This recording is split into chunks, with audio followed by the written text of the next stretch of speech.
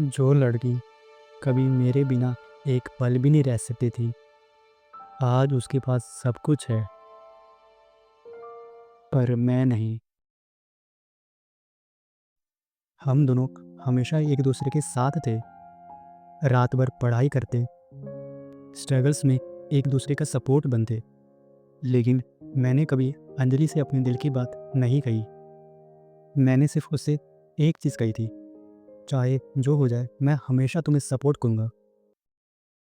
और फिर कुछ टाइम बाद अंजलि की इंटर्नशिप एक बड़ी कंपनी में लग गई। उसका सपना पूरा होने लगा और उस वक्त भी मैं उसके साथ ही था। उसके प्रेजेंटेशन बनाने में उसकी मदद करता, उसके लेट नाइट कॉल्स लेता और उसकी टेंशन भी दूर कर देता। और एक दिन अंजलि का सिलेक्शन एक फॉरेन कंपनी में हो गया। अंजलि बहुत ज़्यादा खुश थी, मैं भी मुस्कुराया, लेकिन अंदर से दिल टूट रहा था। कुछ दिन बाद अंजलि फॉरेन चली गई। हम रोज़ फ़ोन पे बातें करते, बहुत बातें शेयर करते। वो इस अचीवमेंट से बहुत ज़्यादा खुश थी और उसके सक्सेस को देखकर मैं भी बहुत खुश था। लेकिन कुछ दिन बाद मैंने नोटिस किया कि उसके साथ बातें होना बहुत कम हो गई है। पहले जितनी बातें होती थी, अब बहुत कम हो गई है।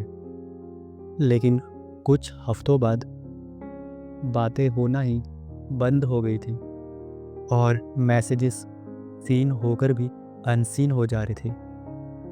और फिर एक दिन मैंने हिम्मत करके उसको कॉल किया और फिर जैसे उसने कॉल उठाया, मेरा दिल ज़ोरों से धड़कने लगा।